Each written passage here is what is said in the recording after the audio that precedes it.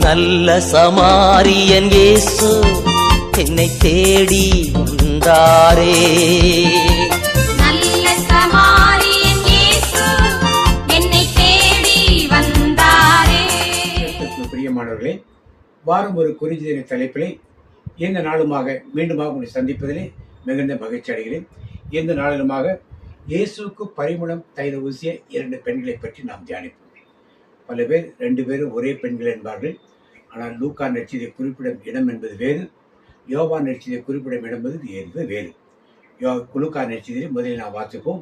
7ஆம் அதிகாரத்திலே ஒரு தொழுநோயாளிய சீமோன் வீட்டில் பரிசேயர் சீமோன் என்கிற பரிசேயர் வீட்டில் இயேசு பரிசேயர் விருந்து கலைக்கிறார்.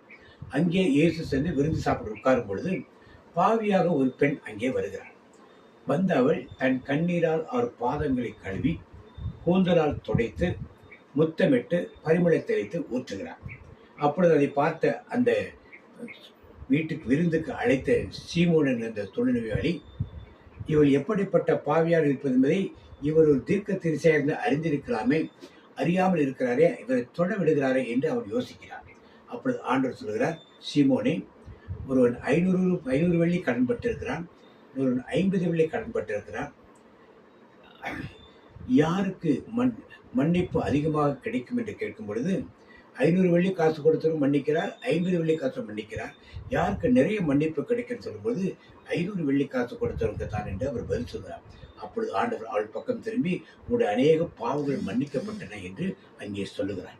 ஆண்டவர் திருப்பி சீமோனை பார்த்து சொல்கிறார், யூதருடைய பழக்கம், வீட்டுக்கு ஒருத்தர் வந்தால் அவர் கால்களை கழுவ தண்ணீர் கொடுக்கணும், கட்டி அணைத்து கன்னத்தில் முத்தமிடணும், அவர்களுக்கு பரிமளத்திலும் ஊற்றும். இதெல்லாம் சீமோன் செய்யவில்லை.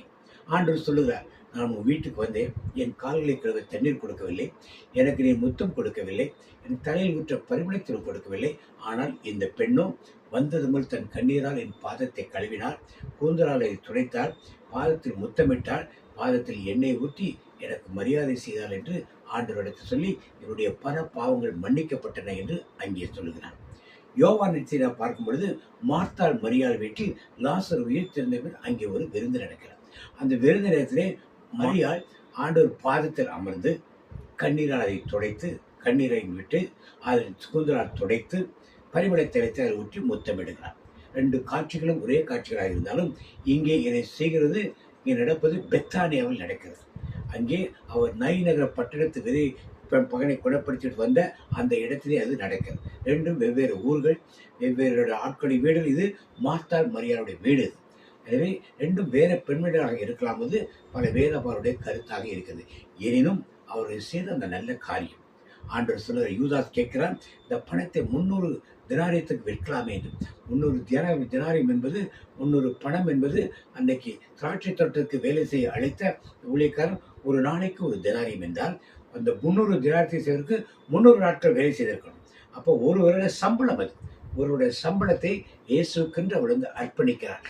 எப்படிப்பட்ட அர்ப்பணம் இது நாம் யோசித்து பார்ப்போம். இயேசு சொல்கிறார், அவர் மறிக்க போறதுக்கு 6 நாட்களுக்கு முன்னால் நடக்கிறது. அதனாலே நான் சாக போறதை காட்ட அடையாளத்துக்காக அவர் செய்கிறார் என்று அவரை விட்டு விடுங்கள் என்று ஆண்டவர் இங்கே சொல்றாரு. கிறிஸ்துவுக்கு பிரியமானவர்களே, 2 பெண்மணிகளும் ஆண்டவரை மகிமைப்படுத்துகிறார். இயேசு பாதத்தை கழுவினார், இயேசு பாதத்தை துடைத்தார், இயேசு பாதத்துக்கு முத்தமிட்டார், இயேசுக்கு தைலத்தை ஊற்றி பரிமளத்தை ஊற்றி மகிமை செய்தார். நீங்களும் நானும் இயேசுக்காக என்ன செய்கிறோம்? இயேசுவின் காரியங்களுக்காக என்ன செய்யும்? இன்னைக்கு இயேசுவை நேராக நம்மோட வாழவில்லை. அவர் மனிதனாக பிறந்து மறந்து விட்டார். ஆனால் இயேசுவை அடையாளம் காட்டும் ஏழைகள் எத்தனையோ பேர் இருக்கார்கள், கஷ்டப்படுவர்கள் எத்தனை பேர் இருக்கார்கள், துயரப்படுவர்கள் எத்தனை பேர் இருக்கார்கள், நோயாளிகள் எத்தனை பேர் இருக்கிறார்கள், சிறைச்சாலை இருப்பவர்கள் எத்தனை பேர் இருக்கிறது, அநாதைகள் எத்தனை பேர் இருக்கிறது. இவர்களெல்லாம் நாம் என்ன செய்கிறோம்? நாம் ஒன்று நம் வேலை உண்டு என்று சர்ச்சுக்கு செல்வது, ஆலயத்துக்கு செல்வது, திருவிழாக்கு செல்வது, ஆடுகள் பலியிடுவது, பொருத்தனையை செய்வது, நடைபெறம் செய்வது என்று மேலோட்டமான ஒரு கிறிஸ்துவ வாழ்க்கை வாழ்ந்து கொண்டோம். ஆண்டு பெண்கள் வழியாக நமக்கு சொல்லும் காரியம், என் சிந்தஞ்செறிய சகோதரருக்கு எதை செய்தீர்களோ அதை எனக்கே செய்தீர்கள் என்று சொல்றார். எனவே ஆடம்பரங்கள் இதெல்லாம் விட்டுவிட்டு சின்னஞ்சிறிய சகோதரர்களுக்கு என்ன செய்ய முடியும் என்பதை இந்த பெண் வழியாக ஆண்டவருக்கு உணர்த்துகிறார். அதை செய்ய ஏழைகளுக்கு உதவி செய்யவும், துணிமணி எடுத்து கொடுக்கவும், ஸ்கூல் ஃபீஸ் கட்டவும், ஆதரவு கொடுக்கவும், நோயாளிகளை சந்திக்கவும், சிறையில் போய் சந்திக்கவும், அவர்களுக்காக ஜெபிக்கவும் நம்மை நாம் பழக்கிக்கொள்ளும். ஏனெனில் ஆண்டோட வருகை சமீபத்தில் இருக்குது. வரும்போது அவர் இந்த கேள்வியை தான் கேட்பார். எத்தனை பேருக்கு சாப்பாடு போட்டாய்? எத்தனை பேருக்கு துணிவினை கொடுத்தாய்? எத்தனை பேருக்கு தாகத்தை தெளித்தாய்? எத்தனை பேருக்கு நீ அனாதையாக விசாரித்தாய்?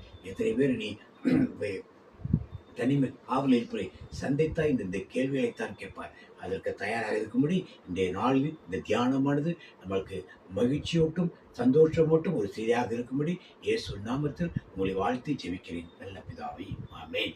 மீண்டும் ஒரு குறிஞ்சிலே அடுத்த வாரம் உங்களை சந்திப்போம். Praise the Lord.